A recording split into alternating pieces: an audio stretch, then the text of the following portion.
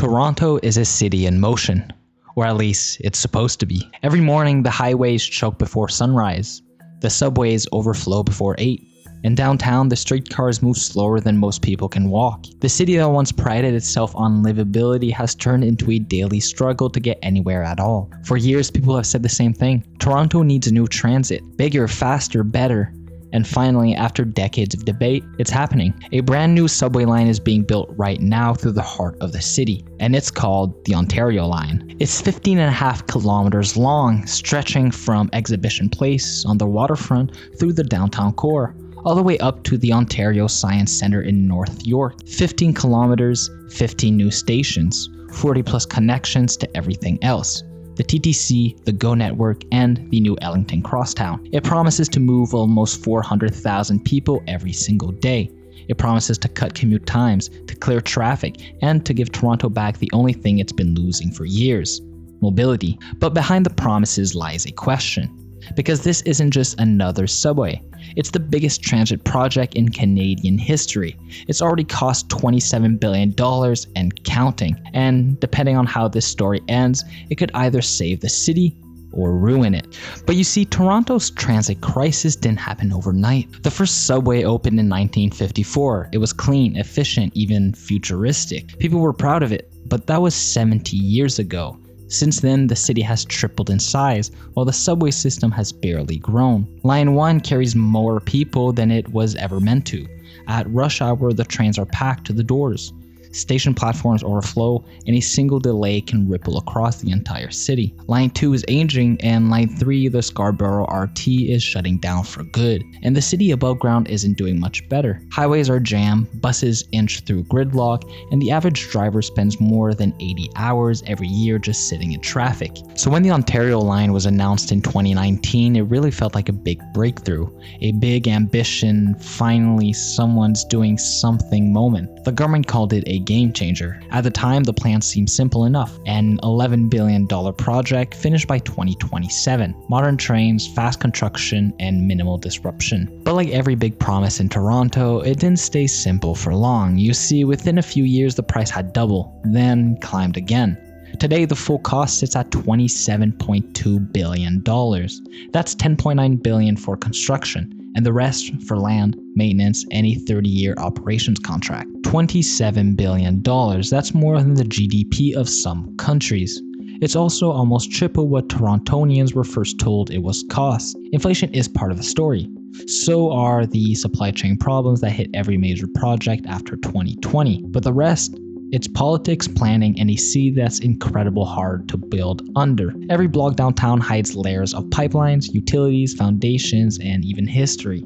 Every meter of tunnel cost a fortune to dig, and every delay cost millions.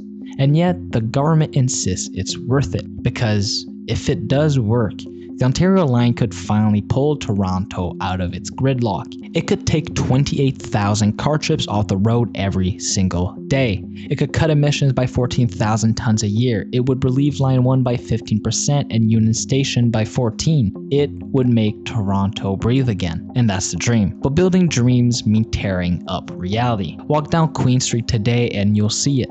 Sidewalks blocked off by plywood, orange fencing, excavators, noise, dust for the people who live and work there. The Ontario Line isn't just an idea, it's a headache. Business have watched their customers vanish, construction zones stretch for blocks, and this will go on for years. Metrolinx, the provincial agency in charge, says they're minimizing disruption, but small business owners remember what happened on Ellington Avenue. That project was supposed to take 10 years. And it's still not done. Now, the same thing is happening downtown. There's frustration, there's fatigue, and for some, there's even fear. Fear that by the time the subway finally opens, their neighborhood won't even exist the way they used to. Some homes have already been expropriated, entire properties bought out and demolished to make room for tunnels and stations. In Riverside and Leslieville, longtime residents watch as their streets are transformed. The government promises compensation and community benefits, but what's the right price for losing your home or your livelihood? Still, to understand why the Ontario Line matters so much, you have to zoom out. Toronto is growing faster than almost any city in North America. It's estimated by the early 2030s it could add 500,000 more people. And without new transit, the city simply won't function. Every day, hundreds of thousands of workers, students, and families are already choosing between longer commutes and higher rents. A functioning subway isn't just convenience, it's survival. The Ontario line could make 47,000 more jobs reachable within 45 minutes. It could give nearly 250,000 people access to rapid transit for the first time. That kind of connectivity changes everything, from where people live to where businesses open to how much a neighborhood is worth. Urban planners call it transit-oriented growth. It means building dense, walkable communities around stations instead of endless sprawl. And I made a whole video about it recently that you can click right here. If Toronto gets it right, the Ontario line could be the backbone of a greener, fairer, more efficient city. If it gets it wrong, it could become an expensive scar. Prove that Toronto can dream big, but never finishes what it starts. The engineering behind the project is also staggering. Some tunnels will run 40 meters underground, deeper than anything ever built in the city, threading through bedrock beneath skyscrapers, sewers, and existing subway lines. In other areas, the line will rise above ground. Along the Don Valley, for example, sleek elevated guideways will cross over the river and rail corridor, offering riders sweeping views of the skyline. These sections are controversial. They save billions by avoiding deep tunneling, but they also bring trains closer to homes. Metrolinx insists they'll be quiet, modern, and less intrusive than people fear, but residents aren't convinced. They see steel beams rising where trees once stood and worry that progress is coming at the cost of peace. And yet, without those cost-saving sections, the project might not be built at all. That's the paradox of big infrastructure. You can have perfect, or you can have possible, rarely both. The Ontario line also represents a technological leap. It will be fully automated, driverless trains running every 90 seconds during rush hour. This kind of precision is normal in big cities like Paris and Singapore, but for Toronto, it's a first. It means higher frequency, lower costs, and fewer human errors. It also means a new kind of system that needs to be trusted. Because when you're standing on a platform 40 meters underground, you don't want innovation. You want reliability. Metrolinx says it's ready for that responsibility, but given the city's track records with deadlines, many Torontonians remain skeptical. And then there's politics. Transit in Toronto has always been political. Every new government redraws the map. Every mayor has a vision. The Ontario line replaced the Relief Line, a project the city had been planning for over a decade. And by scraping it and starting over, the province gained control but lost years of preparation. Doug Ford called this part of his GTA transit plan. 4 major lines built simultaneously. A new era of progress. But politics is about headlines and ribbon cuttings, and construction is about patience and precision. Those two things rarely move at the same speed. Still, this is Ford's legacy project, the one that will either define him as the premier who solved Toronto's gridlock, or the one who left behind a $27 billion reminder of what went wrong. Money drives everything here. You see, Metrolinx says the Ontario line will generate $11 billion in economic benefits, thousands of construction jobs, and billions in materials and contracts. Developers are already circling future station sites, Corktown, Pape, Thorncliffe Park, where new condos and office towers are sure to rise. That's both the opportunity and the danger. You see, transit brings value, and value brings speculation. Neighborhoods that are affordable today could become unaffordable tomorrow. Gentrification follows the track as surely as trains do. And again, I made a whole video about this whole gentrification as a concept, and you can click right here if you want to see it. The government insists it's planning for inclusive growth, but history suggests otherwise. You see, when the Bloor line opened in the 60s, land values along it skyrocketed. The same thing happened with the Shepherd line decades later. And for some, the Ontario line isn't just a subway. It's a signal that the city is about to get more expensive. And yet, this project could also be Toronto's most powerful environmental policy.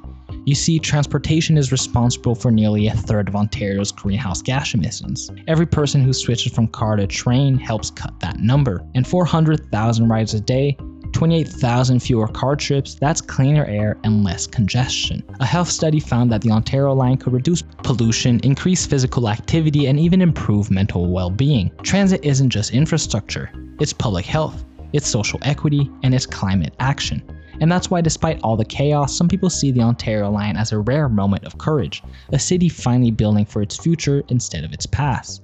But still, there's an underlying tension that never goes away. For every person who calls this progress, there's another who calls it destruction. For every promise of faster commutes, there's a business owner counting the days until they close. Progress is messy, and it always has been.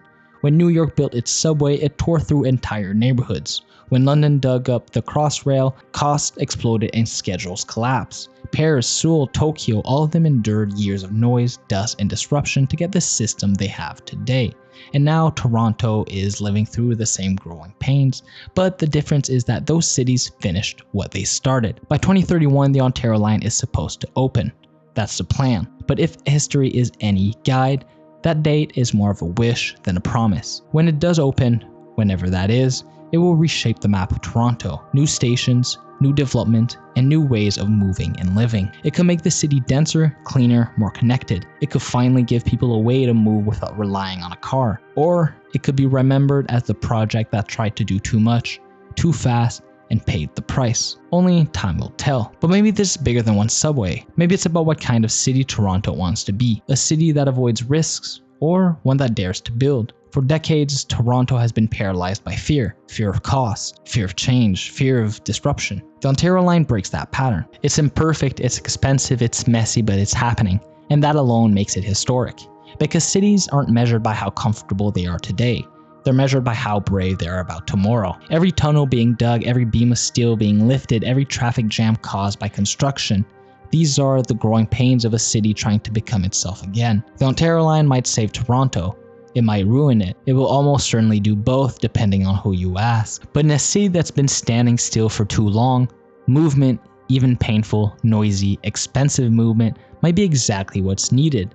And maybe years from now, when the trains finally start to run and the city moves a little faster, people will look back and realize that this chaos was worth it. That out of all the noise and dust and frustration, Toronto built something bigger than a subway line. It built belief that the city could still build something great, and that might just be the thing that saves it.